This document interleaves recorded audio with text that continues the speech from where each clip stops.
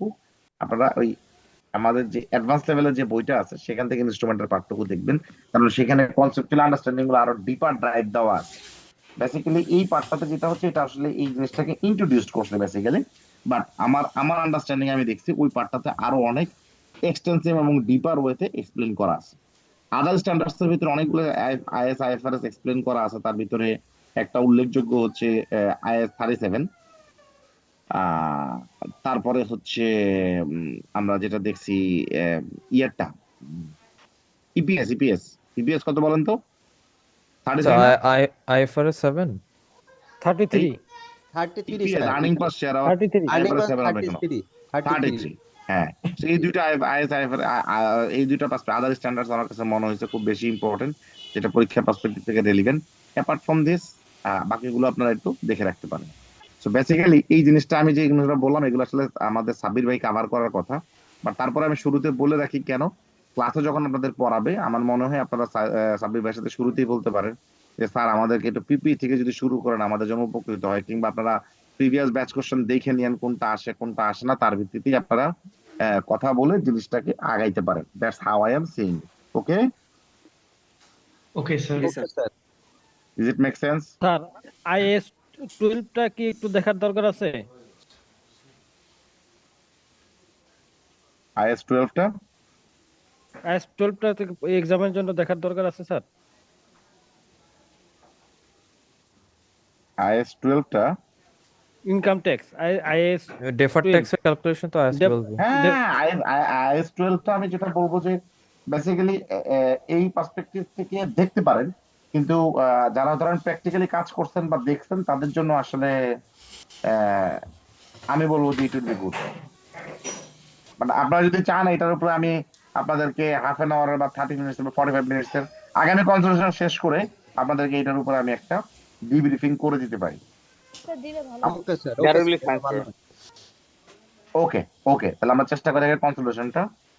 আমাকে 20 সেকেন্ড একটু অ্যালাউ করেন তো।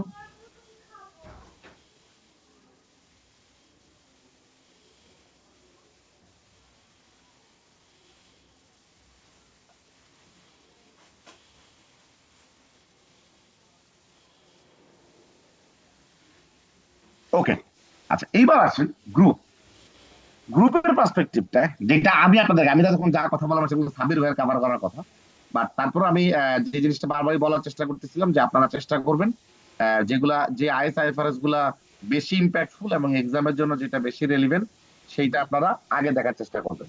ওকে, আচ্ছা এবার আরেকটা জিনিস, যে জিনিসটা আমার বলার আছে যে এই IS-IFRS গুলোর পার্সপেক্টিভে যখন প্রিপারেশন নেবেন, ফার্স্ট কিন্তু আপনারা আগে ব্যাচ কোশ্চেন্স গুলো দেখবেন এবং সেইটার আদলে কিন্তু কম্পোনেন্ট গুলো প্রিপারেশন নেবেন। ওকে, আচ্ছা এবার আসেন গ্রুপের ক্ষেত্রে এই টোটাল বইটায় যতটুকু পেজ আছে আপনারা দেখেন, কনসোলিডেশনের কিন্তু ফার্স্ট যে চ্যাপ্টারটা সেটা কিন্তু মোস্টলি থিওরি বেসড, জি স্যার। কিন্তু এই চ্যাপ্টারটাই কিন্তু আসলে টোটাল কনসোলিডেশনটার প্রাণভোগরা। আপনি যতটুকু এইখান থেকে গ্রিপ করবেন এই আন্ডারস্ট্যান্ডিংটাই কিন্তু পরবর্তীতে বাকি কম্পোনেন্ট গুলাতে ডিরাইভড হবে। এখন আপনি বলতে পারেন ভাই আমরা দেখতে পাচ্ছি যে 10, 11 এবং 12 এখানে ফিনান্সিয়াল পজিশনসটা আলাদা করা, স্টেটমেন্ট অফ ফিনান্সিয়াল পারফরমেন্স বা এখানে statement of changes in equity separate করা, ক্যাশ ফ্লো সেপারেট করা, এই পার্সপেক্টিভটা আপনাদের মনে কোনো প্রশ্ন আসে নাই যে কেন কেন সেপারেট করা? স্যার আলাদা ডাইনামিক্স আছে, দ্যাটস ওয়াই। এটা তো একটা ধরেন মানে কাইন্ড অফ যে জেনারিক অ্যান্সার হয়ে গেল না, মানে জানেন কিনা মানে কেন এটা সেপারেট? স্যার আমরা ধরে নিছি মানে যে এটা ভিন্ন আছে এই জন্য আলাদা করে দেওয়া হয়েছে, নিশ্চয়ই এর মধ্যে কোনো জি আলাদা স্যার, কিছু মানে আছে। The first impression was that যেহেতু গ্রুপ অ্যাকাউন্টস অনেক বড় একটা কনসেপ্ট, এটা একটা চ্যাপ্টারে তো সব আসলে সম্ভব না, তাই আর কি সেপারেট করেছে। আচ্ছা আমি একটু বলি, নর্মালি আমরা যখন কোনো ফিনান্সিয়াল স্টেটমেন্টস প্রিপেয়ার করি সেটা শুরু করি কিভাবে? Financial financial position. পজিশন দিয়ে। না, নট এগ্রি। ফার্স্ট আমরা শুরু করি বেসিক্যালি ট্রানজেকশন লেভেল থেকে। ট্রানজেকশন থেকে আমরা কি করি? জার্নাল করি, জার্নাল থেকে লেজার করি, লেজার থেকে ট্রায়াল ব্যালেন্স করি, ট্রায়াল করে Trial balance adjust trial balance বানাই, অ্যাডজাস্টেড ট্রায়াল ব্যালেন্স থেকে আমরা স্টেটমেন্ট অফ ফিনান্সিয়াল পারফরমেন্স করি, তারপরে পজিশন করি, তারপরে statement of changes in equity করি, তারপরে ক্যাশ ফ্লো করি, and then finally notes to the financial স্টেটমেন্টসটাকে আর্টিকুলেট করি। Isn't it? জি স্যার। Yes Yes, sir. আমাকে যদি বলা হয় যে আমাকে একটা সাইকেলিক অর্ডারে বলেন, এইটাই কি সাইকেল না? জি স্যার। জি স্যার। জি স্যার। কিন্তু তাহলে কনসোলিডেশনের সাইকেলটা কি আপনাদের কি মনে হয়? What is the cycle for consolidation? তারা আগে আলাদা আলাদা কোম্পানিগুলো ফিনান্সিয়াল পজিশন রেডি করবে, তারপরে এসে কনসিডার করবে স্যার, বেসিক তার মানে কিন্তু দেখেন, আপনি কি দুইটা কোম্পানির ট্রানজাকশন সব লাইন বাই লাইন যোগ করে করতেছেন? না স্যার, একটা কোম্পানির স্যার। বিভিন্ন যে ব্রাঞ্চ গুলা থাকবে তার সমস্ত ট্রানজাকশন একত্রিত করা হচ্ছে কনসলিডেটেড। আমি তো এটা বুঝলাম, বাংলা কথা বললেন, বাট সেক্ষেত্রে ট্রায়াল ব্যালেন্সকে একত্রিত করবে না? নো স্যার, না স্যার, সবকিছুই financial সেপারেটলি statements থাকবে। ফাইন্যান্সিয়াল স্টেটমেন্টস গুলো আলাদাই থাকবে, প্যারেন্ট হোক সাবসিডিয়ারি হোক। আমরা যখন ফাইনাল অ্যাকাউন্টস গুলো পাবো, ওগুলো আর কি কনসলিডেট করা শুরু করবো আর কি। তার মানে কিন্তু খেয়াল করে দেখেন, কনসোলিডেশনের ক্ষেত্রে আপনার অলরেডি ব্যালেন্স শিট হাতে আছে, পিএনএল হাতে আছে, ক্যাশ ফ্লো হাতে আছে, দুইটা কোম্পানি, সেখান থেকে আপনি কনসোলিডেট করতেছেন। তার মানে এখানে কি কোনো লেজার, ট্রায়াল ব্যালেন্স, জার্নাল এগুলো কিছু হয়? No sir. No sir. তারপর আপনারা দেখবেন, তার মানে কি এটা সাইন্টিফিক প্রসেস না?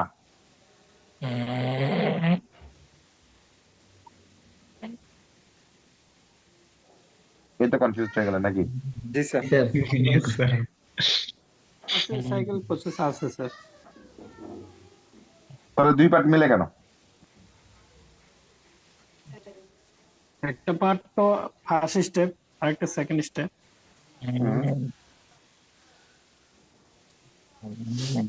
ইন্ডিভিজুয়াল ফিনান্সিয়াল স্টেটমেন্টস মিলে, রাইট?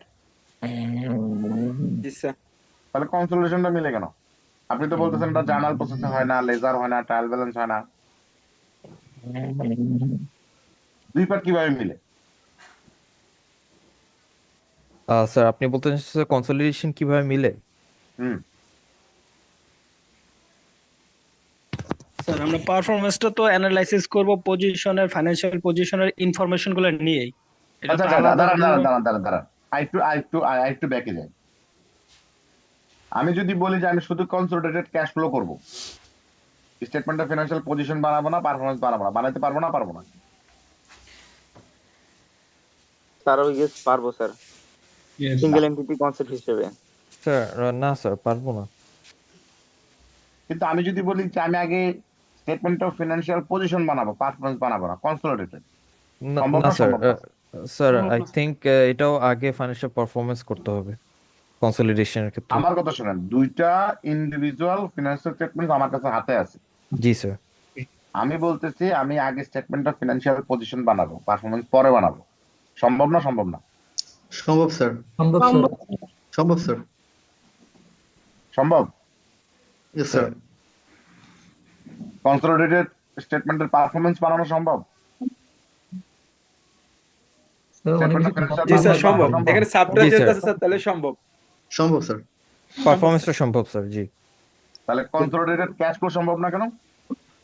স্যার। কারণ আমরা ক্যাশ ফ্লোটা তো আসলে consolidation, financial position and performance করার পর তারপর সেটা করব, তাই না sir? Isn't that the serial?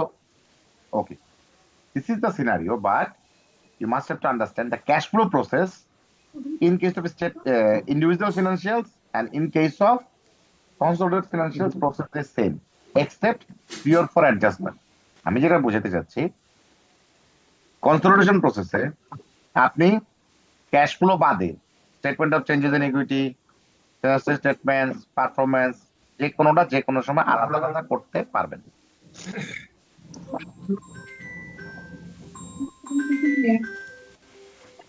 Yes sir. You get my point? Yes sir. জি স্যার। আপনার কিন্তু ইন্ডিভিজুয়াল ফিনান্সিয়াল স্টেটমেন্টস যে প্রসেসগত যে লিমিটেশনসটা আছে, প্রত্যেকটা জিনিস স্টেপ বাই স্টেপ করে যেতে হয়। Yes sir. কনসোলিডেশনে কিন্তু সেই স্টেপের ঝামেলাটা আমাদের নাই। কিন্তু নাই। ক্লিয়ার? জি স্যার। জি স্যার। আর এইবার আসেন, কথা তো আপনি বললেন যে সুজন ভাই স্টেটমেন্ট বানাবো, ভালো কথা। এখন দুইটা তো আলাদা আলাদা স্টেটমেন্ট পাইলাম। আপনারা বলবেন ভাই এত পেঁচাইতেছেন কেন? দুইটা স্টেটমেন্টে সব অ্যাসেট যোগ করে দিব, সব লাইবিলিটি যোগ করে দিব, আর সব ইকুইটি যোগ করে দিব, মিলে তাহলে তো কনসোলিডেশন হয়ে গেল। জিনিসটা as simple as it is, তাই কিনা? No, sir. না স্যার কিছু ইন্টার কোম্পানি ট্রানজাকশন থাকে। আরে ভাই investment- এগুলো তো আপনি একটু বইটা একবার পড়ছেন বলে বলতেছেন, কিন্তু আপনারা বিশ্বাস না না স্যার করলেও, আমি বই পড়ি নাই স্যার। আচ্ছা যদি না পড়েও থাকেন, আমি একটু আগে যে কথাটা বললাম আসলে কিন্তু জিনিসটা as simple as it is. আমাদের কাজ হচ্ছে সকল অ্যাসেট যোগ করা, সকল ইকুইটি যোগ করা, সকল লাইবিলিটি যোগ করা। হ্যাঁ বলতে পারেন এইটাই কি প্রসেস? ইয়েস এইটাই প্রসেস। কিন্তু হ্যাঁ যদি বলেন এইটাই কি শেষ কিনা, অ্যান্সার হচ্ছে না, এটাই শেষ না। তাহলে ওইটা হইলো শুরু। এরপর আমার কি কাজ আছে? আমার কাজ আছে এদের দুইজনের ভিতরে যা আদান প্রদান হয়েছে সেইটাকে ইলিমিনেট করা। ওকে, কি বললাম কথাটা আবার বলেন। এলিমিনেট এদের করা। ভিতরে যে নিজেদের যা আদান প্রদান হয়েছে তাই এলিমিনেট করে। এই যে এলিমিনেটটা করবেন এইটাকেও সাইন্টিফিক প্রসেসে করা যায়। এই টোটাল প্রসেসটাই হচ্ছে কনসোলিডেশন প্রসেস। আপনার এগুলা পরীক্ষার ভাষায় লিখতে পারবেন, আমার মুখের কথা শুনেন, আপনার বোঝা জরুরি। আপনার তো আগে শিখতে হবে, রাইট? Yes, yes, জি sir. স্যার। এখন কথা হচ্ছে এই যে বাদ দিবেন, বাদ দেওয়ার প্রসেসটা কিরকম? বলছে এক জায়গায় তাহলে যোগ হইতে হবে, আরেক জায়গায় বাদ দিতে হবে। কারণ কি? সবকিছু যোগফল তো এখন যা বাদ করতে যোগ বিয়োগ করবেন, যোগফল তো জিরো হইতে হবে, নাকি জিরো না হলে মিলবে না? মিলবে? না স্যার জিরো হইতে হবে স্যার, স্যার অবশ্যই স্যার, জিরো zero হতে হবে। ডেবিট থেকে সমান হইতে হবে। যেহেতু জিরো হবে এর জন্য তারা বলছে এই ইলিমিনেশনটাকে একটা জার্নাল প্রসেস দিয়ে করা যায়, যেটারে বলে ইলিমিনেশন জার্নাল। ওই যে আপনারা অ্যাডজাস্টমেন্ট জার্নাল শিখছেন না জি, স্যার। ফিনান্সিয়াল ক্ষেত্রে, জি, যে স্যার। অ্যাডজাস্টমেন্টটা কি এটা জার্নাল দিয়ে করেন না? Yes, sir. Yes, sir. এটাও তাই। এত ভারী ভারী কথার তো দরকার নেই। জি। কনসোলিডেশনের জিনিসগুলো হয়েছে কি, কথাবার্তা গুলো তো ভারী ভারী হয়ে গেছে। লোকজন কি হয়, জিনিসটা অনেক কনসেন্ট্রেটেড আন্ডারস্ট্যান্ডিং দিয়ে ফেলে, শুরুতেই খুব রিজিডিটি দিয়ে শুরু করে, যার কারণে পিপলদের ভিতরে একটা পারসেপশন চলে আসে not possible. But literally it's very simple thing. কিরকম? পরীক্ষায় 8টা অ্যাডজাস্টমেন্ট আসছে, আপনি বললেন ভাই আমি সাইডটা পারি না, আপনার কি কনসোলিডেশন মিলবে না? মিলবে না? মিলবে না। মিলবে স্যার। যে বললেন মিলবে না, কেন মিলবে না ভাই? কারণ স্যার চারটার বাকি যে চারটা আছে ওই চারটা ট্রানজাকশনের তো রিফ্লেক্ট হবে আমার ওই যে ইয়ের মধ্যে, স্টেটমেন্টের মধ্যে স্যার। স্যার, যদি ওই আমাদের- চারটা নাই আনি স্যার, যদি নাই আনি তাহলে আমার মিলে যাবে স্যার, যদি চারটা ট্রানজাকশন পুরাই না আনি। আমি এটাই তো করতেছি ভাই, প্রতিটা মিলে অ্যাডজাস্টমেন্ট যাবে স্যার, রিয়েল সিনারিটা আসবে না। Just চাইলে পরীক্ষার হলে আপনি ধরেন এই 3.5 ঘন্টার পরীক্ষা না, Yes, এখানে sir. আপনি দেখলেন কোন কারণে একটা পেঁচাই গেছে, ওটা Yes, sir. পারতেছেন না, ওইটা নিয়ে গিয়ে মাথা চুল ছেড়ার দরকার আছে? হ্যাঁ আপনি ফুল মার্কস পাবেন না, তাতে কি হয়েছে? Got to point sir. জি। এতে কি আপনাদের মনে একটু শান্তি হইলো না অশান্তি হইলো? তাহলে ওটা স্কিপ করে যাবো। Definitely বুঝেন নাই কথাটা? Yes, sir. স্টুডেন্টের ক্ষেত্রে অনেকেরই দেখা যায় বলে ভাই আমি 6টার মধ্যে 4টা পারি, 2টা পারি না, বা আবার এই প্রশ্ন পরীক্ষা দিমই না, আর দিলেও সবার লাস্টে দিব। দরকার আছে কি এটা? No, sir. স্যার ওই দুইটা বাদ দিয়ে দিব তাহলে। না এইটাও আবার একটু বেশি বেশি, মানে ট্রাই করবেন, মানে একটু লেস প্রায়োরিটিতে ট্রাই করবেন, বুঝলেন না কথাটা? জি স্যার। মানে ধরেন আপনি এখন জাহাজে করে বরিশাল যাচ্ছেন, জাহাজটা ডুবে যাওয়ার পথে, এখন আপনার ব্যাগে ল্যাপটপ আছে, আইফোন আছে, আপনার স্পটে কোট আছে, আর আপনি আগে কি করবেন? আগে ল্যাপটপ কিন্তু মোবাইল ডুবে সেভ যাচ্ছে। করব। স্যার হ্যাঁ? ল্যাপটপটা ভ্যালুয়েবল ল্যাপটপ আর মোবাইল সেভ সেভ করব। করার চেষ্টা করব। স্যার আগে নিজের জীবন সেভ করার চেষ্টা করুন। Exactly, এই যে কথাটা কইলো, যে আগে এইটা কথাটা কইলো তার কিন্তু পাশের সম্ভাবনা বেশি। এ কি করবে? ল্যাপটপটাও ফালাই দিব, আইফোনটাও ফালাই দিব, স্যুটটাও ফালাই দিব, পারলে ইজ্জত বাঁচানোর জন্য যতটুক দরকার অতটুক রাইখা বাকিটাও ফালাই দিব। সব ফেলে দিবে। কারণটা কি? গায়ে যদি তখন এগুলো থাকে, পানি লাগলে এটা বাইরে বার হয়ে যাবে, আর বডিটা তখন নিচে টাইনা নিয়ে যাবে। কোনো জি, স্যার। কারণে যদি, তারপরে কি টেকনিক বলেন? সেকেন্ড টেকনিক কি? পানিতে পইরা তার যদি চেতনা থাকে, মানে সে যদি সেন্স থাকে, তার মনে হবে আমি বোধহয় ডুবে যাব, আমি বোধহয় মরে যাব। এই মনে হওয়ার থেকে তার কি হবে জানেন? ব্রিদিং নেওয়ার ক্যাপাসিটি কমে যাবে, হার্ট ফেলিওর হবে, এবং সে অতিরিক্ত মাত্রায় সাঁতার দেওয়ার চেষ্টা করার কারণে ডিহাইড্রেটেড হয়ে সে মারা যাবে। জি বুঝতে স্যার পারছেন? তাহলে সবচেয়ে বড় কাজ কি, চিন্তাহীন ভাবে পানিতে পড়ে যাওয়ার পরে যদি সে সেন্সলেস হয়ে যেতে পারে, আল্লাহ বাঁচিয়ে দিয়ে কিন্তু সে বাইচা যাবে। কেন বলেন তো? কেউ হয়তো উদ্ধার করে নিয়ে যেতে পারে। নো, কোনো No, টেনশন সে নাই স্যার, সে আস্তে আস্তে বাইচা পারে উঠবে। ভাইসা উঠবে তখন স্যার। সে বাইচে উঠবে। কারণ কি, সে কিন্তু বাঁচার চেষ্টা করেনি, শরীরটা পাতলা হয়ে গেছে, শরীরটা ভাইসে গেছে। আমি বলতে পারেন, ভাই এই কথাগুলো আমার কেন বললেন? এই ক্লাসেরই আমাদেরকে এখন কনসোলেশন না বুঝে সময় নষ্ট করতেছে। আপনাকে আমি রিলেট করতেছি এইভাবে, এই যে ধরেন পরীক্ষার হলে যারা এই 2-4টা অ্যাডজাস্টমেন্ট নিয়ে ভাবা শুরু করেন, তাদের চিন্তাটা হলো ল্যাপটপের মতো, আমি আগে ল্যাপটপটা বাঁচাবো। ওকে, ঠিক আছে। স্যার, কিন্তু জীবনী আপনার দরকার কি, জীবনটা বাঁচানো দরকার। জি স্যার। তার মানে আপনার পরীক্ষার পার্সপেক্টিভে কি, পাস করা দরকার। ওই জি যে স্যার। ল্যাপটপ বাঁচাতে চাইছেন, সে আসলে এ কিংবা বি খুঁজতেছেন, মানে খুব ডিস্টিংশন নিয়ে পাস করবেন ভাই। আমার ক্লাসের পরীক্ষা পুরোটাই হলো পাস নির্ভর। আপনি পাস জি। করছেন, খুশি থাকেন। আমার পয়েন্টটা বুঝাতে পারছি? জি yes sir. Sir. Got the point. যে আমার তো নির্দিষ্ট টার্গেট স্যার, মানে লক্ষ্য আছে পরীক্ষায় পাস করা, এটা যদি জাস্ট পাস। সাকসেস হয় এটাই অনেক। না অনেক না, মানে ওকে, এটা আমি অনেক, এটা মিনিমাম, মিনিমাম। এটা মিনিমাম। ওকে। তো তার মানে সেই ক্ষেত্রে আমরা যখন দেখবো অ্যাডজাস্ট, এবার আসেন অ্যাডজাস্টমেন্ট গুলো যে দিব, তার মানে অ্যাডজাস্টমেন্ট গুলো অবশ্যই এটা ডেবিট ক্রেডিট হতে হয়। Yes sir. Yes, sir. এই ডেবিট ক্রেডিটটা আমাদেরকে ঠান্ডা মাথায় বুঝতে হবে। এবার একটা মজার জিনিস দেখেন, আমাদের আসলে বেশি করে পড়তে হবে চ্যাপ্টার 10 এবং চ্যাপ্টার 11। মজার বিষয় হচ্ছে 10-11তে যা পড়ে ফেলবেন, চ্যাপ্টার 12তে এবং 13তে এগুলো আসলে টাইম লাগবে না। আপনি বলবেন কেন ভাই? কেন স্যার? আপনি বলেন কেন? স্যার, দুইটা কনসেপ্ট হচ্ছে ওইখানে, ওই দুইটার মধ্যে। না, কনসেপ্টের প্রশ্ন না। ওই টপিকস গুলাই দেখেন, আপনারা যখন যারা কমার্স ব্যাকগ্রাউন্ডে পড়ে আসছেন, every transaction has its impact in PNL and in balance sheet, isn't it? Yes Yes, Yes, yes, sir. আপনি ব্যালেন্স শিটেরটা দেখলেন, পিএনএল এটা যখন দেখতে যাবেন, ঘটনা কি বদলা যাবে? না না, স্যার, স্যার। একই তো। No, আর sir. ট্রিটমেন্টটা বদলাবে, ঘটনা কি চেঞ্জ হবে? না স্যার। না জি না স্যার। স্যার। তো আপনি 11 নম্বর চ্যাপ্টারে যে ঘটনাগুলোর সাথে পরিচিত হবেন, মোটামুটি 12 নম্বর চ্যাপ্টারে সেম ঘটনাগুলাই পিএনএল পার্সপেক্টিভ থেকে দেখবেন, স্টেটমেন্ট অফ চেঞ্জ এক্সিকিউটিভ পার্সপেক্টিভটা দেখবেন। 11 নম্বর চ্যাপ্টারে আপনি যদি একটু মনোযোগ সহকারে ঘটনাগুলো বুঝে ফেলতে পারেন, লাইক ধরেন ডিভিডেন্ডের ট্রিটমেন্ট কি হবে, পার্পের ট্রিটমেন্ট কি হবে। 12 নম্বর চ্যাপ্টারে যেহেতু আপনি আমার আর প্রশ্ন করবেন না, সুজন ভাই পার্ক কি, আবার আপনি জিজ্ঞেস করেন না পার্ক কি।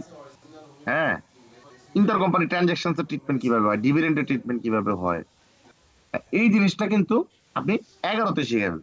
ওকে, জি জি স্যার। স্যার। Yes, sir. আচ্ছা, এরপরে জিনিসটা কি আছে 13 নম্বর চ্যাপ্টারে যখন যাব, এটা হচ্ছে একটু ডিফারেন্ট জিনিস। একটু ডিফারেন্ট জিনিস, আমরা তো কনসোলেশন বলতে বুঝতেছি 2 কোম্পানি, বাট বাস্তব কি শুধু 2টা কোম্পানি হয়? No, sir. না স্যার। স্যার, অনেকে 7টা 8টা 10টা 12টা কোম্পানিও থাকে। আমি বলেন ভাই পরীক্ষার ক্ষেত্রে রেলিভেন্ট কেন? Answer is no. পরীক্ষার ক্ষেত্রে সর্বোচ্চ 3 কোম্পানিটা আসে। কোনো একবার বোধহয় পাগলামি করে 4টা বোধহয় দিয়েছিল আর কি, বাট ওটার ক্ষেত্রে আসলে কনসেপচুয়াল থিঙ্কিংই বেশি ছিল। বাট এই বইটা আবার একটা প্যাচ করে রাখছে, এখানে আবার অ্যাসোসিয়েট নামে একটা নতুন কম্পোনেন্ট আছে। সোজা ভাবে শুনবেন, কঠিন করেন না কিন্তু, ঠিক আছে? আর ডিটেলস কিন্তু আমরা পড়বো, আজকে গল্প করতেছি কিন্তু। জি স্যার। ইটস জাস্ট আড্ডা। আপনারা চাটা নিয়ে বসেন, পারলে বড়ি চানাচুর নিয়ে বসেন, গল্প করি আমরা। ওকে, আড্ডার ভিতরে যতটুকু সম্ভব। এটা কিরকম সিম্পল, একটা কোম্পানি আর একটা কোম্পানির মালিক, কারেক্ট?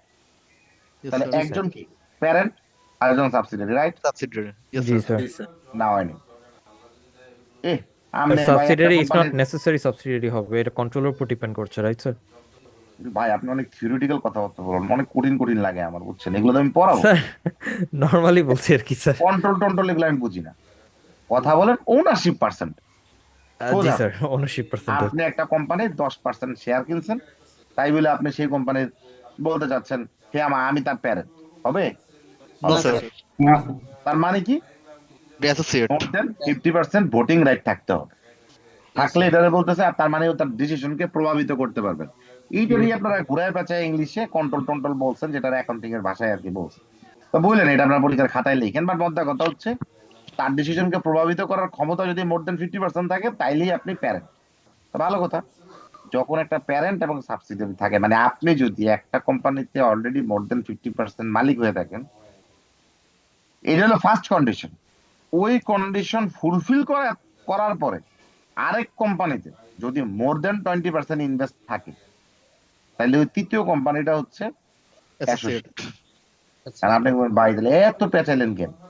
ধরেন আমি প্যারেন্ট, সাবসিডিয়ারি নাই, তাহলে আমি একটা কোম্পানির 20% মোর দেন 20% শেয়ার যদি ওন করি, তাহলে কি সেটা অ্যাসোসিয়েট হবে কি হবে না?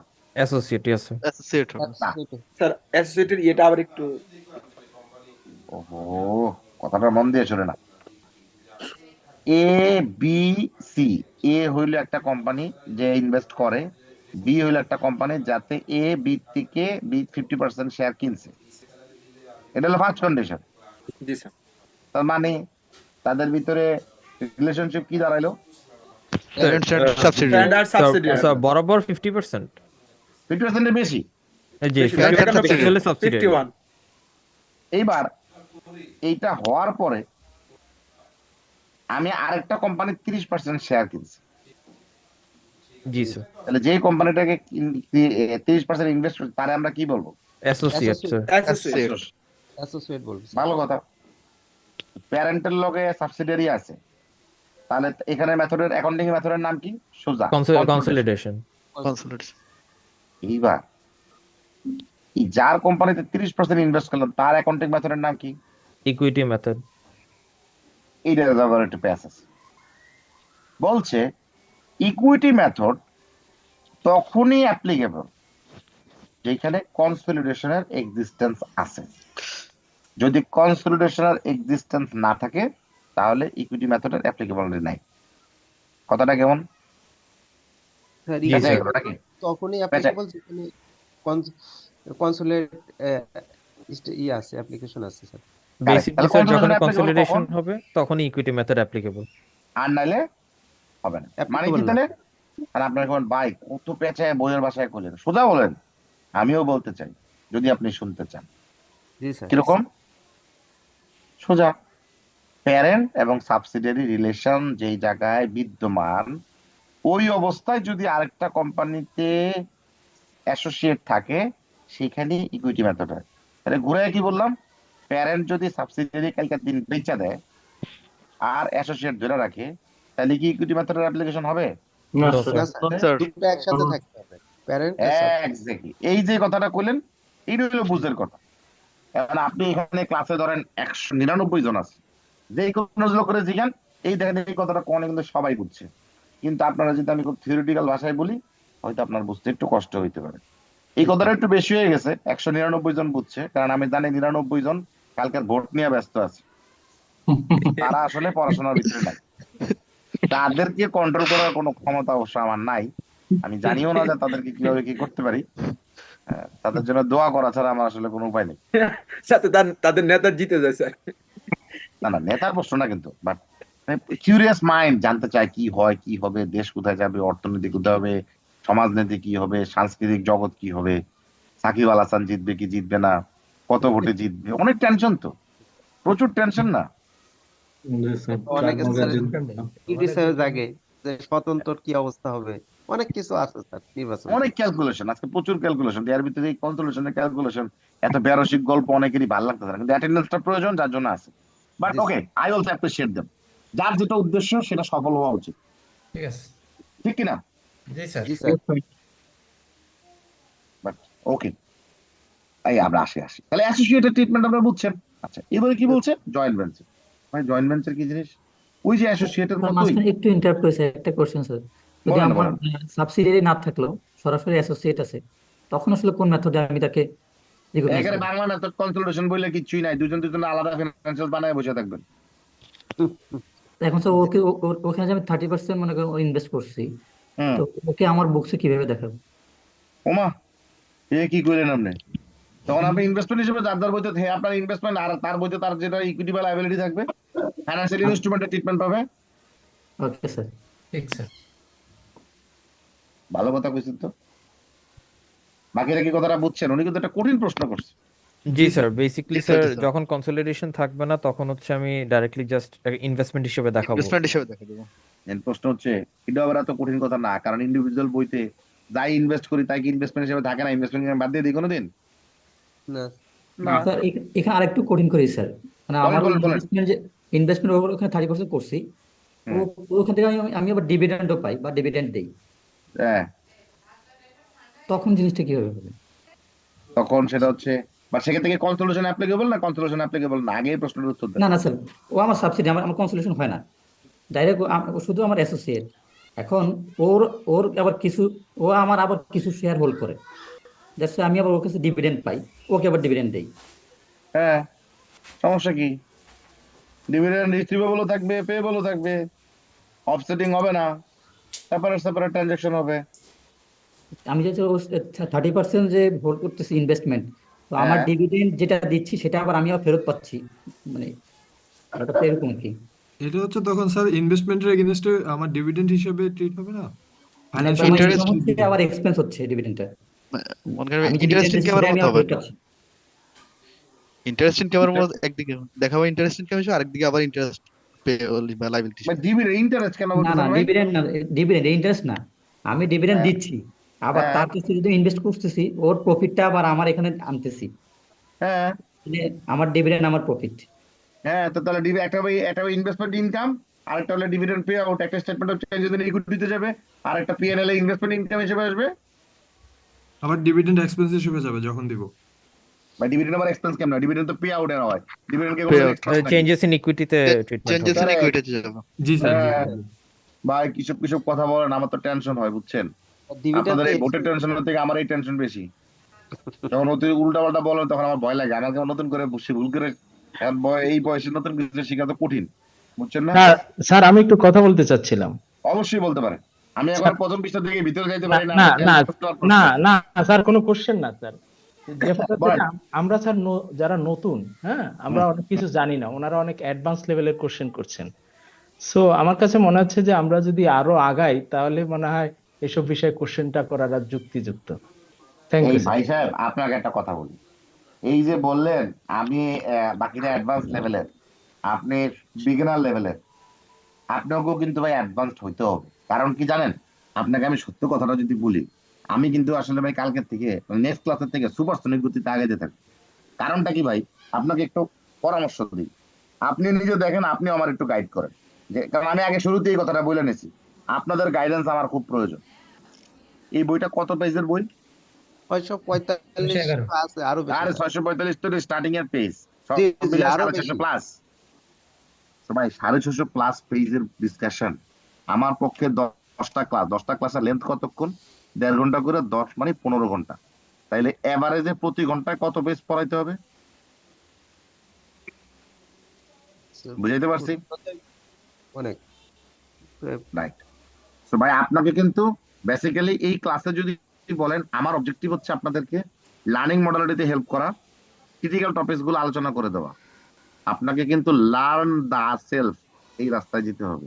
যদি আপনাদের এই কথা পছন্দ না হয়, মাত্র কোর্স শুরু হয়েছে ভাই, আজকের ক্লাস গুলি মারেন আপনারা ভাই, হালিম বাইরে যায় বলেন এই লোকের দিয়ে হবে না, নতুন লোকটাকে নিয়ে আসতে বলেন, আমি কিন্তু খুশি মনে চলে যাবো ভাই, বিশ্বাস করেন।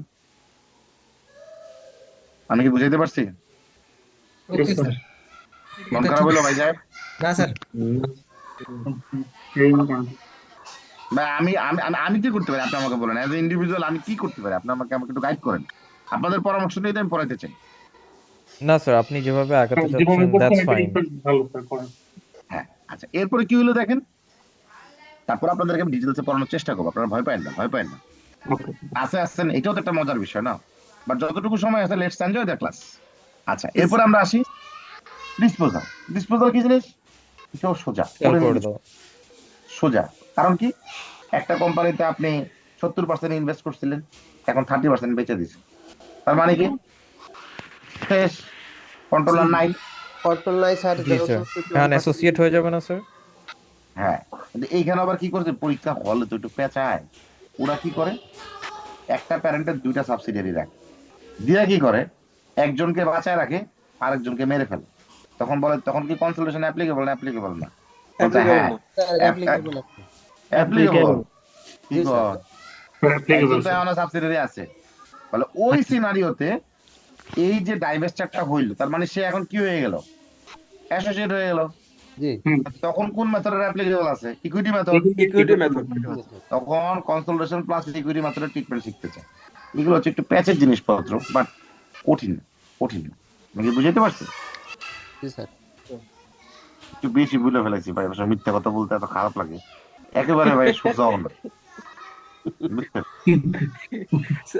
ফার্স্ট টাইম ভয় পাইলে তাকান ঠিক আছে স্যার বুঝছেন আমি আসলে কাজটা একটু করি আসলে কঠিন জিনিস নিয়ে চেষ্টা করি আর কি ভাই আপনাদেরকে একটু ইজি বলতে বাট কনফিডেন্স স্যার কনফিডেন্স দেওয়ার জন্য হ্যাঁ বাট প্র্যাকটিক্যালি আবার অত কঠিনও না মানে বুঝছেন চেষ্টা করলে জিনিসটা সম্ভব প্রবলেমটা হচ্ছে পরীক্ষা হলে টাইম ম্যানেজমেন্ট কারণ পরীক্ষা হলে 3.5 ঘন্টার ভিতরে এই পুরো জিনিসটা কইরা আসাটা একটা কঠিন কাজ কারণ কি আইসিবিতে যে পাস করার প্যাটার্ন এটা অনেকটা কিরকম ক্লোজ আপ অন তারকা সিলেকশনের মতো হয়ে গেছে মানে বুঝেন না স্যার বলেন স্যার ওমা ক্লোজ আপ অন তারকা সিলেকশনের কথা মনে নেই আপনাদের এলাকায় এলাকায় যায়া অডিশন নিচ্ছ পুরো বাংলাদেশ থেকে নিয়ে আসছে এক্স্যাক্টলি তো এখানে কি হয়েছে পুরো বাংলাদেশ থেকে অডিশন নিচ্ছে নিয়ে সেইখান থেকে 20 জন তারকাকে তারা টিভিতে আনছে রাইট জি স্যার পাশের তালিকাটা এখন এরকম হয়ে গেছে তার মানে কি প্রত্যেকটা লোকে গান গাইতে পারে বলেই তো অডিশন দিছে যে গান গাইতে পারে না সে কি অডিশন দেয় না না স্যার কিন্তু নট লাইকলি এভরিবডি টিভিতে আসে না স্যার আপনাদের তো এখন পাশের ব্যাপারটা এরকম হয়ে গেছে তার মানে কি যারা গান পারে তারা প্রত্যেকেই কিন্তু কম্পিটেন্সি আছে কি কম্পিটেন্সি গান করার কম্পিটেন্সি আছে তার মানে তারা স্কিল জি জি স্যার কিন্তু প্রশ্ন হচ্ছে এই স্কিলটা কি সবাই শুনতে চায় না দেখতে চায় না আপনাদের স্ট্র্যাটেজিক ম্যানেজমেন্ট কে পড়ায় জিয়াউল আলম স্যার জিয়াউল আলম স্যার জিয়াউল আলম ভাই কিন্তু আমার খুব ক্লোজ ফ্রেন্ড আজকের দিনে আমরা 1 ঘন্টা আড্ডা মারছি এনিওয়েজ আপনাদের ক্লাসে নিশ্চয়ই ওই ডিস্টিংটিভ কম্পিটেন্স আর কোর কম্পিটেন্স এই জিনিসটা পড়াইছে না স্যার এখনো এখনো আসে নাই নেক্সট ক্লাসে যদি কখনো সুযোগ হয় জিয়া ভাইরে বলবেন সুজন ভাই বলছে এই টপিকসটা আমাদেরকে একটু পড়াই দিই বাট তারপর আপনাদেরকে মুখে বলে দিই ডিস্টিংটিভ কম্পিটেন্স আর কোর কম্পিটেন্স হলো আপনার বেঁচে থাকার জন্য দরকার ভাত খাওয়া তাহলে ভাত খাইতে হলে কি করতে হবে রাঁধতে শিখতে হবে তার মানে ভাত ডাল আলু সিদ্ধ শিখছেন মানে আপনি বেঁচে থাকতে পারবেন তার মানে এটা কি কোর কম্পিটেন্স কিন্তু সেরা রাজনীর প্রজেক্টে আপনি গেলে কি আপনাদের পুরস্কার দিবে না স্যার তাহলে কারে দিবে যে ভালো রাখতে পারে ভালো রাখতে পারে যে ভালো রান্না করতে পারে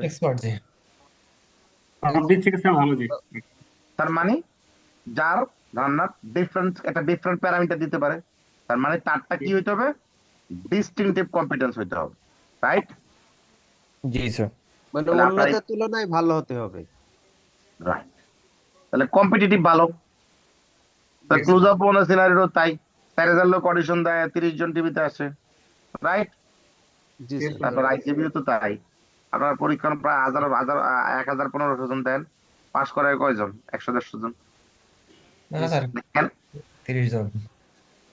30 জন তো ভাই আপনারা টোটালে পাস দেন ইন্ডিভিজুয়াল সাবজেক্ট আরো বেশি পাস করে আপনারা ভাই আইসিবি রে বেশি খারাপ বলেন এটা কিন্তু একদম খারাপ এটা আমি মানতে রাজি না ওটা তো শিডিউল পাস আর এটা হচ্ছে আপনার সাবজেক্ট ওয়াইজ স্যার অমন হয় হ্যাঁ বাট এখন প্রশ্নটা হচ্ছে ভাই সাহেব আপনাকে মাথায় রাখতে হবে 3.5 ঘন্টার ভিতরে এটা ঘটায় আসতে হবে অনেকেই এই কোর্সের পরীক্ষায় কনসেপচুয়ালি অনেক সাউন্ড থাকে বাট প্রবলেমটা কি হয় জানেন ওই পরীক্ষার লিমিটেড টাইমের ভিতরে ঘটায় দিয়ে আসতে না পাইরা এসে বলে ভাই আমি তো সবগুলো পারি কিন্তু পরীক্ষা হলে কি জানি হইলো আমি আসলে ভাই কাজ দেরি করে শেষ করে লেছি আমি কি বুঝতে পারছি জি স্যার কারণটা কি সে কিন্তু আসলে বোকা জানে না সে কেন ভুলটা করছে তার ভুলটা হচ্ছে সে বাসায় প্র্যাকটিস করে ঘড়ি ধইরা টাইম ধইরা প্র্যাকটিস করে হে মনে করছে আমি সব জানি জ্ঞানী লোক পরীক্ষার হলে জ্ঞান উগড়ে দিয়ে আসতে পারবো কিন্তু ওই যে রানিং রেসে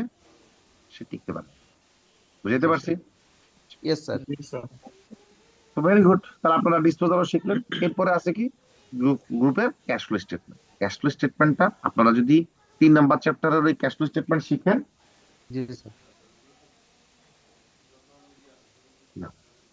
আপনারা যদি ইন্ডিভিজুয়ালের ক্যাশ ফ্লো স্টেটমেন্ট শিখে থাকেন, তাহলে গ্রুপেরটাও আপনাদের জন্য কঠিন হবে না। জি স্যার। কারণ কি, এক্ষেত্রে তখন কনসোলিডেশন আর এডিশনাল 4 থেকে 5টা অ্যাডজাস্টমেন্ট শিখতে হয়। সেটা শিখলে আপনাদের গ্রুপের ক্যাশ ফ্লো হয়ে যাবে। জি স্যার। ওকে, ওকে স্যার। জি স্যার। এইবার আমরা এখন যেটা করব, আগাই।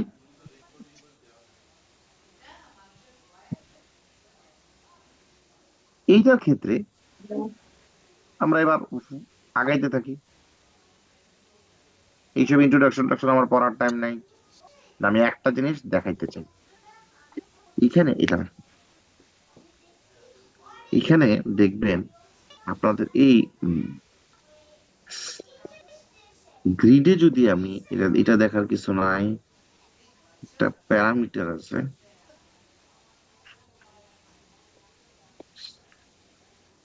এখানে যখন এই চ্যাপ্টারটা দেখতে যাবেন, আমি আজকের দিন আপনাদেরকে যে জিনিসটা নিয়ে আগাবো, এই থিওরিটিক্যাল পোর্শন গুলা আমি আসলে আজকে কভার করব। আমি আপনাদেরকে দেখাবো এই আপনারা আগের বইগুলো তো নিশ্চয়ই তখন দেখে আসছেন।